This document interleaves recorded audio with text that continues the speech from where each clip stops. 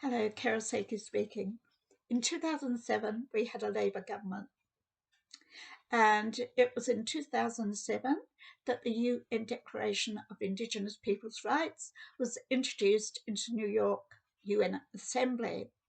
The Labour government was totally opposed to that then, and so was the Minister of Maori Affairs, Horomaya. He gave a speech in Parliament as to why he opposed it, but also uh, Rosemary Banks, the New Zealand representative of the UN, actually explained to the UN gathering why the Labour government was opposing it. And she said it was because it was fundamentally incompatible with New Zealand's constitutional and legal arrangements.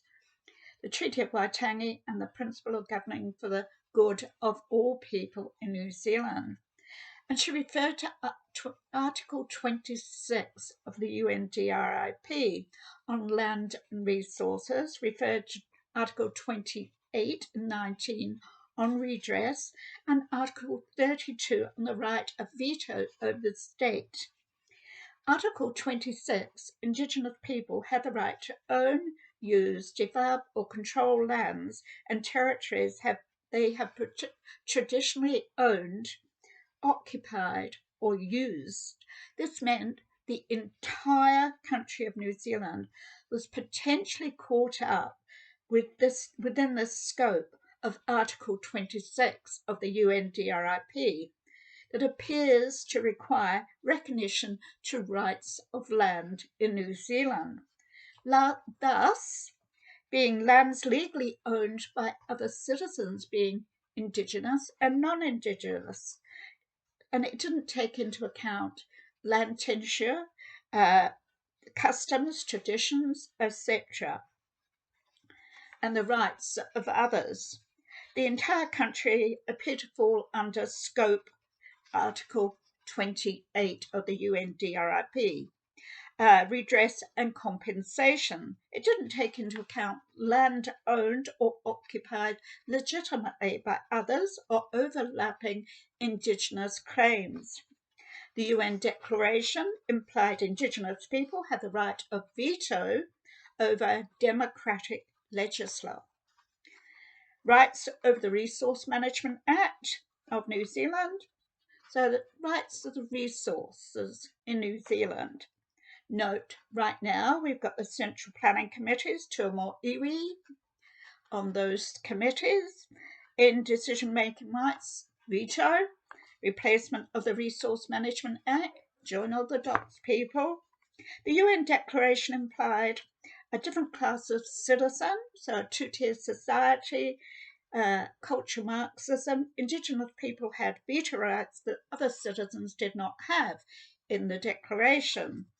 New Zealand was unable to support a text that included provisions that were so fundamentally incompatible with the democratic process of New Zealand, the legislation and constitutional arrangements. Also, the Treaty of Waitangi, founding document of 1840.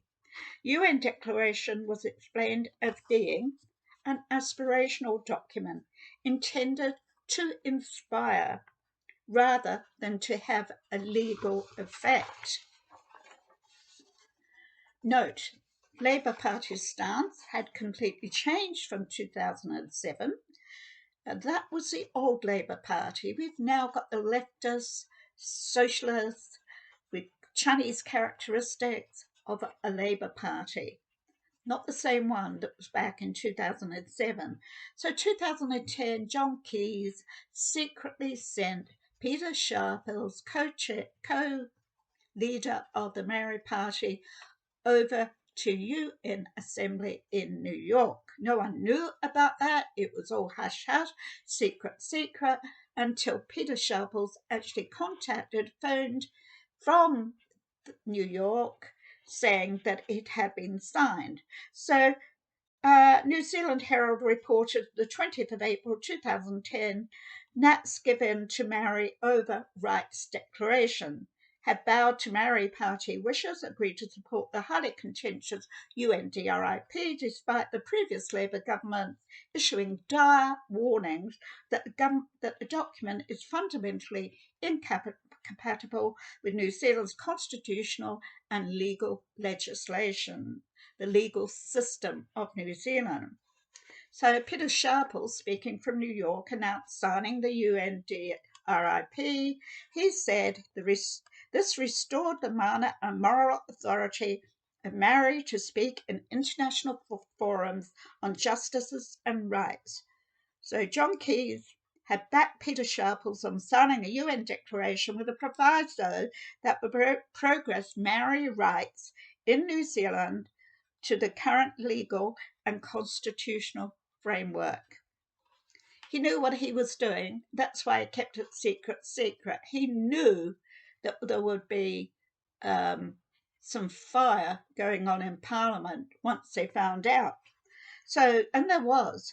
New Zealand Herald article of 210 referred to Rosemary Banks reporting the UN declaration appears to require recognition of rights of land, now lawfully owned by other citizens, both Indigenous and non-Indigenous, implying the rights that others do not have.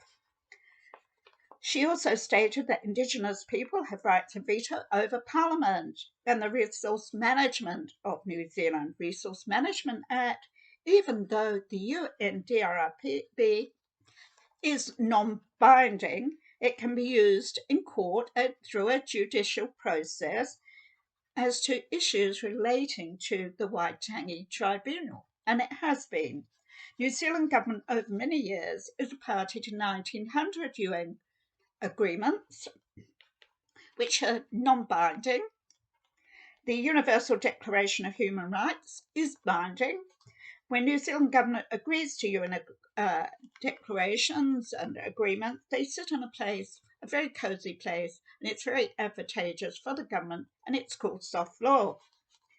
So this place called soft law is very advantageous because it can be acted upon very quickly without New Zealand citizens knowing, and everyone, no matter what political party, agree with it. So when you think about it, yeah, they are all on the same page. So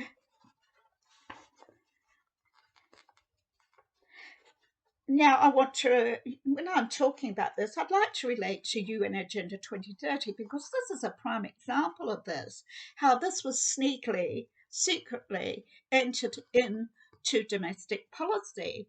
So the New Zealand government signed UN Agenda 2030. It was non-binding. It entered into soft law, and then Jacinda Ardern then entered it into domestic policy, making it legally binding to be acted upon legally. Now, the people of New Zealand didn't know about that, but what happened was she was a guest of honour at a Bill and Melinda Gates Global Shapers gathering, a guest speaker, and she boasted about she had entered the Agenda 2030 into domestic policy in New Zealand, and she said that other countries should actually follow her lead. So we got to hear about it that way, and that's the way that soft law actually works. So people would never have known that if it wasn't for this, and probably they don't know now. Many people wouldn't know now. So we're talking about zilch transparency, all MPs in Parliament on the same page. Since the secret signing of the UNDRIP in 2010, much has happened. The non-binding declaration has processed and progressed somewhat into a planning of a race-based constitution, namely Vision 2040.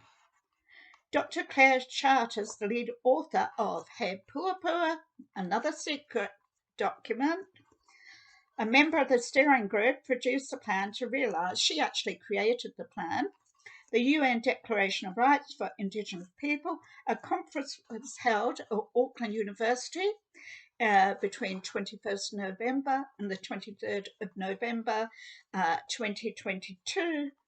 And where overseas Indigenous people key people were invited to this gathering, and it was about organising, producing, planning of the constitutional Kariro, transforming New Zealand's constitution in New Zealand, all to do with the UNDRIP and co-governance. Note, UN Declaration for Rights of Indigenous People, Article 26. So under the UNDRIP, Indigenous people have the rights to lands, territories, resources which they traditionally owned, occupied, otherwise used or acquired, have the rights to redress, including restitution, equitable compensation for lands, territories, and resources.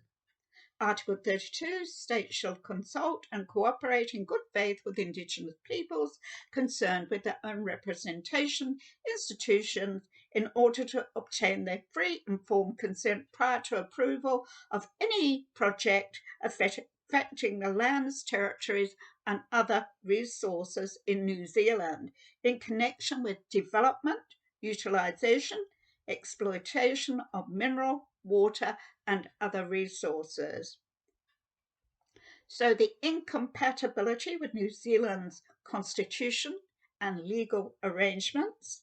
So Speaker of the House, 22nd of April 2022, was Willie Jackson. Minister of Maori Development announced he had completed the first stage of a two-step engagement process to develop UNDRIP plan. It was to go to a wider consultation. He referred to almost 70 engagement workshops that were mainly held online, represented diverse groups from iwi, taupu, hapu, tangawhenua, Maori, rangatira, rangatahi, to groups interested in health, education, environment, saying the drafting plan will now commence. So this drafting plan is now commencing, and it's still commencing, but you hear nothing about he pupo these days. The silence is almost deafening, and it hasn't gone away. It's actually processed.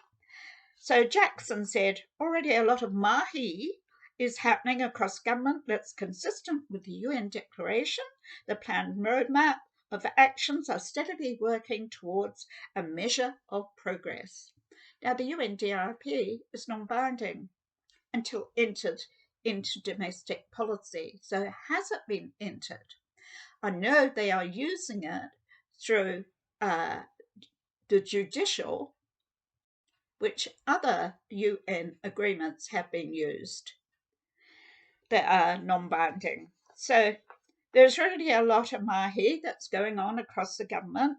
Willie Jackson referred to having already made progress, and he said it's not just about co-governance, it's even more than that. He referred to the positive strides as to Maori health. The government are focusing on works that will fix the issues that are important to Maori. The government is supporting what aligns with the UNDRIP, and he referred to Maori-led. If you think about it, let's go back to the COVID. The Maori-led, when they had those vaccinations and they were putting in regional roadblocks. He was a part of that.